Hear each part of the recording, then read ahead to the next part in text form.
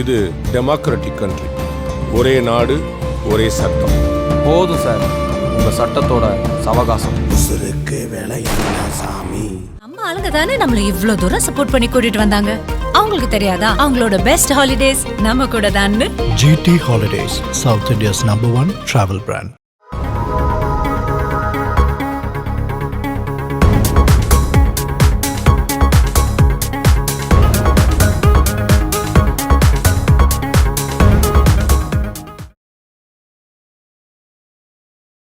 Welcome to cinema this week. வணக்கம் sir. Dhanush T and V அப்படின்னு ஒரு போஸ்ட் போட்டாலும் போட்டார். வலைதளங்கள்லாம் அப்படியே பற்றி எரிந்தது அப்படின்னு தான் சொல்லலாம். ஆளாளுக்கு ஒவ்வொரு கற்பனை. அநேகமாக வெங்கட் பிரபுவோட தான் சேர போகிறாரு அப்படின்னு ஒரு சாரார். இன்னொருத்தர் வந்து என்னென்னா இல்லை வெற்றிமாறனோட தான் சேர போகிறாரு அப்படின்னு. அடுத்து மூணாவது ஒருத்தர் வேல்ஸ் இன்டர்நேஷனலோட சேர்ந்து ஒரு படம் பண்ண போகிறார். இப்படி பலவிதமான ஊகங்களுக்கு நடுவில் நேற்று வந்து அது என்ன படம் அப்படின்றத அறிவிச்சிட்டார் ஒரு வழியாக தனுஷ். டீசரை பார்க்கும்போதே அட்டகாசமாக இருக்குது. ஆமாம் சார். இந்த தமிழ் முருகன் வருகிறான் அப்படின்னு கேட்கும்போது பயங்கர ஒரு கூஸ் பம்பியாக தான் இருக்குது அப்படின்னு சொன்னால், அதே மாதிரி எப்படா அந்த படத்தை பார்க்க போகிறோம் அப்படின்ற மாதிரி ஒரு ஆர்வத்தை உண்டு பண்ணுற விதத்தில் ரொம்ப அழகாக க்ரியேட் பண்ணியிருக்காங்க. சாய பயங்கர் மியூசிக்கும் ரொம்ப பிரமாதம். இந்த அனௌன்ஸ்மெண்ட்டை பொறுத்த வரைக்கும் எனக்கு இன்னொரு மகிழ்ச்சியான விஷயம் என்னென்னா, ரொம்ப நாளாக சரியான அங்கீகாரம் இல்லாத இருந்த ஒருத்தர்னா எனக்கு தெரிஞ்சு அறிவுமதி. பல கவிஞர்களை வளர்த்து விட்டவர், பல டெக்னீஷியனில் வளர்த்து விட்டவர். ஆனாலும் அவருக்கு ஒரு சரியான ஒரு அங்கீகாரம் அந்த சினிமா உலகத்தில் கிடைச்சதான்னா இல்லை அப்படின்றது தான் என்னை பொறுத்த வரைக்கும்.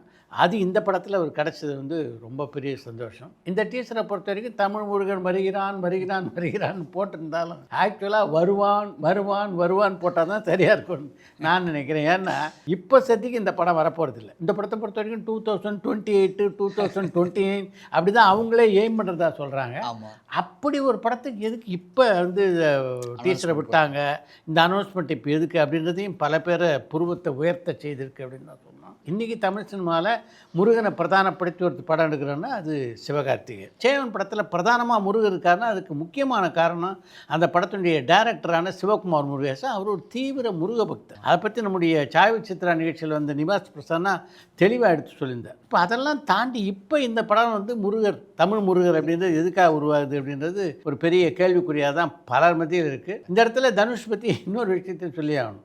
இன்னொரு வலைதளங்களில் பரபரப்பாக பேசப்படுற செய்தி, தமிழரசன் பச்சமுத்தோடு தான் அடுத்த ஒரு படம் பண்ண இருந்தார். அந்த படமே இப்போ நடக்க போகிறது இல்லை. அதுக்கு பதிலாக தான் வெங்கட் பிரபுவோடு சேர்ந்து ஒரு படம் பண்ண போகிறார் அப்படின்னு தொடர்ந்து செய்தி வந்துட்டுருக்கு. நாம் அதை பற்றி விசாரித்ததில் நிச்சயமாக தமிழரசன் பச்சமுத்து படம் இருக்குது.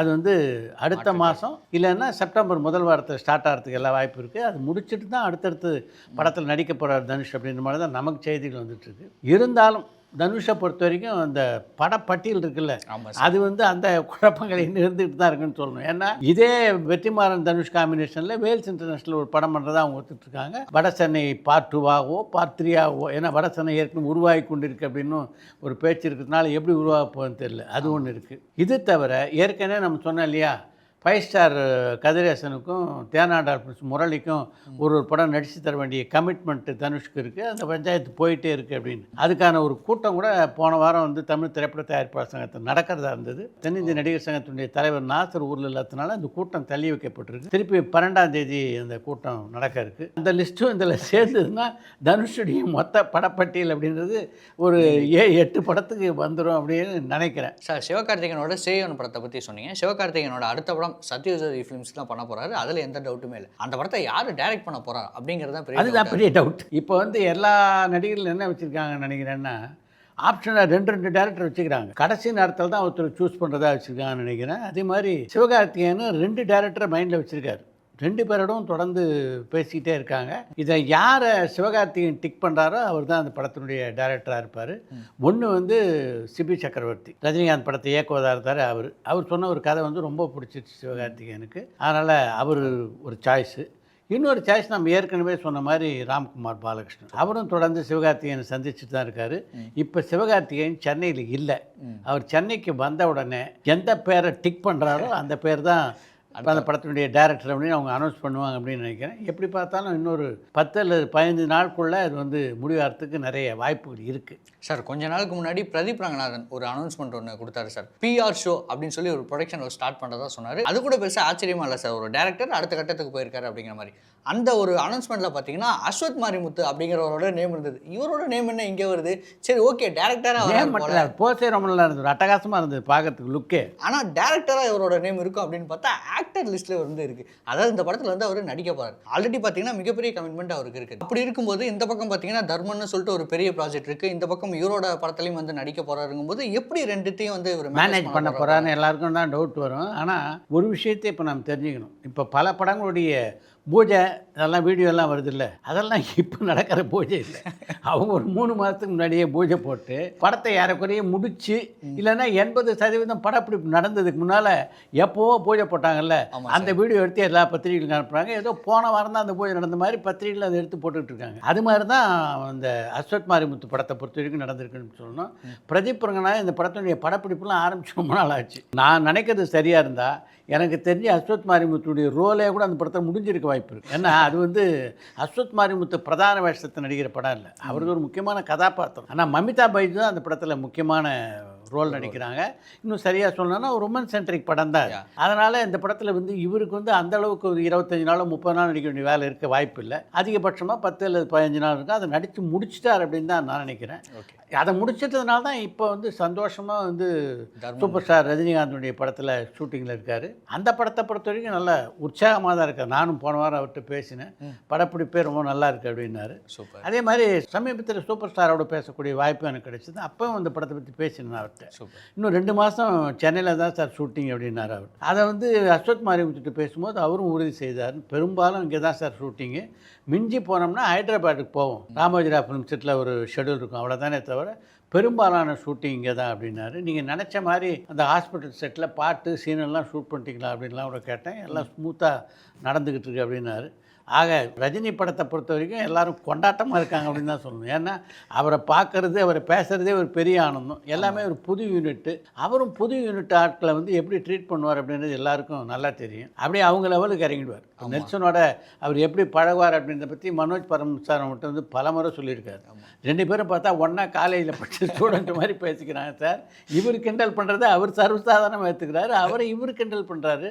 அந்த மாதிரி ரொம்ப ஜாலியாக போகுது ஷூட்டிங்னாரு. தர்மன் படப்பிடிப்பு தளமும் ஏறக்குறைய அதே மீட்டரில் தான் இருக்கும் அப்படின்னு நான் நினைக்கிறேன். சார் இப்போ ஒரு படம் எடுக்கிறாங்க அப்படின்னா அந்த படத்தை விற்கிறதே தயாரிப்பாளர்களுக்கு ரொம்ப பெரிய ஒரு சாதாரண பாடு இல்லை, பெரும் பாடு, ரொம்ப பெரிய பிரச்சனையாக இருக்குது அப்படின்னு சொல்லலாம். நிறைய ப்ரொடியூசர்கள் அதை பற்றி பேசியிருக்காங்க. இப்போது பாரியல் அவலகன் ஜமா படத்தை டைரக்ட் பண்ணார் இல்லையா, அவரோட அடுத்த படமாக இப்போது அன்பே டயனா அப்படின்னு படம் எடுத்திருக்காரு. அந்த படத்துடைய சேல் பார்த்தீங்கன்னா நடந்து முடிஞ்சிருச்சு அப்படிங்கிற மாதிரி சொல்கிறாங்க. இது ஒரு மாதிரி ஆச்சரியமாகவும் இருக்குது அப்படின்னு. ஆச்சரியத்தை விட என்னென்னா அந்த படம் எப்படி விற்கப்பட்டது அப்படின்ற முறை தான் ரொம்ப சூப்பரான முறை. முன்னெல்லாம் வந்து எப்போ ஒரு 25 வருஷத்துக்கு முன்னாடி படத்தை வந்து டிஸ்ட்ரிபியூட்டருக்கு போட்டு காட்டுறதுல யாருக்கும் தயக்கம் இருக்காது. 8000 அடி படத்தை கூட அப்படியே போட்டு காட்டுவாங்க. படம் முடிஞ்ச உடனே படத்தை பார்த்துட்டு தான் பல பேர் வாங்குவாங்க. அந்த அளவு ஒரு கான்ஃபிடன்ஸ் இருந்தது. படங்கள் பார்த்துட்டு பல டிஸ்ட்ரிபியூட்டர் வாங்குற நிலைமை இருந்தது. இப்போ நிலைமை கொஞ்சம் கொஞ்சமாக மாறி படத்தை எடுக்கிற தயாரிப்பாளருக்கே டைரக்டருக்கு படம் காட்டுறதுல தான் இன்றைக்கி சூழ்நிலையாக இருக்குது. அப்படிப்பட்ட சூழ்நிலையில் இந்த படத்தை எல்லா விநியோகஸ்தர்களுக்கும் போட்டு காமிச்சிருக்காரு $1 மில்லியன் ப்ரொடக்ஷன் சிவராஜ். அப்போ அவருக்கு அந்த படத்து மேலே எந்த அளவு கான்ஃபிடன்ஸ் இருக்கணும். கண்டிப்பாக இவ்வளோ டிஸ்ட்ரிபியூட்டர்ஸ் பார்க்குறேன். ஏன்னா படமே சூப்பராக இருந்தால் கூட எல்லா டிஸ்ட்ரிபியூட்டருடைய கருத்தும் ஒன்றா இருக்காது. அதில் ஒரு 6 பேருக்கு படம் பிடிக்கலாம், 2 பேருக்கு மாற்று கருத்துக்கலாம், இப்படி நடக்கும். ஆனாலும் தைரியமாக அவங்களுக்கு போட்டு காமிச்சிருக்காரு. படம் பார்த்து எல்லாருக்கும் பிடிச்சி போய் தான் எல்லா ஏரியாவும் சோல்ட் அவுட். அந்த படம் அப்படி விற்றதுக்கு கூட பல காரணம் இருக்கிறதா நினைக்கிறேன். ஒன்று, படத்தை பார்த்தவங்களுக்கு எல்லாருக்கும் திருப்தியாக இருந்திருக்கு. 2வது, யார் அந்த படத்தை தயாரிக்கிறாங்கன்னு முக்கியம். $1 மில்லியன் ப்ரொடக்ஷன் யுவராஜ் பொறுத்த வரைக்கும் ஏற்கனவே குட் நைட்டு, டூரிஸ்ட், இந்த மாதிரி கதைக்கு முக்கியத்துவம் உள்ள பல படங்கள் எடுத்து வெற்றி கண்டவர். அதே மாதிரி பாரியல் அவலகன் பார்த்தீங்கன்னா இப்போ ஃபஸ்ட்டு படத்துலேயே அது ஜமாலியே வந்து அவர் எப்படிப்பட்ட ஒரு நடிகர் அப்படின்றத முதிரை பதித்திருந்தார். இது எல்லாம் தாண்டி அந்த படத்தில் அம்மா கதாபாத்திரத்தில் ரோஜா பிச்சு உதவி இருக்காங்க அப்படின்னு சொல்லியிருந்தேன். படத்தை பார்த்த விநியோகஸ்தர்களுக்கெல்லாம் பிடிச்சி போனதுக்கு அந்த ரோஜாவுடைய பெர்ஃபார்மன்ஸும் ஒரு காரணமாக இருந்திருக்கும் அப்படின்ட்டு இப்படி எல்லா விஷயமும் சேர்ந்து தான் இந்த படம் இன்றைக்கி வந்து எல்லாராலும் விரும்பப்பட்டு வாங்கப்பட்டிருக்கு. இருக்குது.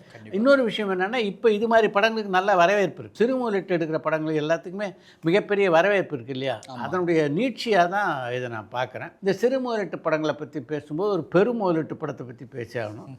அது வந்து அஜித் படம். அஜித் படத்தை பொறுத்த வரைக்கும் இவ்வளோ நாள் தாமதமாயிட்டு இருந்தது எதனால் அப்படின்றது எல்லாருக்குமே நல்லா தெரியும். அவருடைய சம்பளத்தை யாராலையும் மேட்ச் பண்ண முடியல. அவர் அந்த சம்பளத்துலேருந்து ஒரு படி கூட இறங்கி வர தயாராக. இந்த பூனைக்கு யார் மணி கட்டுறது அப்படின்னு எல்லாரும் யோசிச்சுட்டு இருந்த வேலையில் அஜித்தே முடிவு பண்ணிட்டார், நாமளே அந்த பூனைக்கு மணி கட்டிடுவோன்ட்டு. இப்போ அந்த படத்தை அவரே தயாரிக்க போகிறார். இப்போ பிரச்சனை இல்லை. என்னென்னா அவருக்கு ஒரு கான்ஃபிடன்ஸ் இருக்குது, நம்ம படம் இந்த அளவுக்கு வந்து வியாபாரம், நமக்கு இந்த படம் இந்த அளவுக்கு கிடைக்கும். அது இந்த படத்தில் நிகழக்கூட வாய்ப்பு இருக்குது, இல்லைன்னு சொல்ல முடியாது. எல்லாருக்கும் பயம் என்னென்னா, ஒர்க் பண்ணி பார்க்கும்போது பேப்பரில் இல்லாத போது எப்படி வந்து தைரியமாக இறங்குவாங்க. அதனால் எல்லாருக்கும் தயக்கிறது. அவரே தயாரிப்பாளர்னும் போது அவர் சம்பளத்தை எடுத்துட்டு படத்தை ப்ரொடியூஸ் பண்ணலாம். அதுக்கப்புறம் படத்தில் லாபத்தை வச்சுட்டு தான் ப்ராஃபிட் ஷேரிங் தானே. ப்ராஃபிட் ஷேரிங்க்கு பதில் ப்ராஃபிட் டேக்கிங். இது மொத்த ப்ராஃபிட்டை அவர் எடுத்துக்கலாம், பிரச்சனை இல்லை. அதனால் அவரே இறங்குறதா முடிவு பண்ணிட்டார். ஆக அஜித் ரசிகர்களை பொறுத்த வரைக்கும் ஒரு இனிமையான செய்தி. நீண்ட நாட்களுக்கு பிறகு அநேகமாக ஆகஸ்ட் மாதம் அவருடைய படத்தினுடைய படப்பிடிப்பு தொடங்க இருக்குது. டைரக்டர் அவரில் வந்து எந்த மாற்றமும் இல்லை, ஆதித்ய ரவிச்சந்திரன் தான் டைரக்ட் பண்ணுறாரு. இந்த மாதம் இறுதியிலோ அல்லது ஆகஸ்ட் மாதம் முதல் வாரத்திலேயோ அந்த படத்தில் யார் யார் நடிக்க போகிறாங்க அப்படின்ற டீட்டெயில்ஸ் எல்லாம் ரிலீஸ் பண்ண ஆரம்பிச்சிருவாங்கன்னு நினைக்கிறேன். தகவல்கள் வர வர நம்ம ரசிகர்களுக்கு அதை சொல்லலாம். ஓகே, அடுத்த வாரம் சந்திப்போம். நிச்சயமாக, நன்றிகள். பரபரப்பான சினிமா செய்திகள், நட்சத்திரங்களின் பேட்டிகள், சினிமா வரலாறு ஆகியவற்றை பார்க்கவும் படிக்கவும் உங்களுக்கான இணையதளம் touringtalkies.co.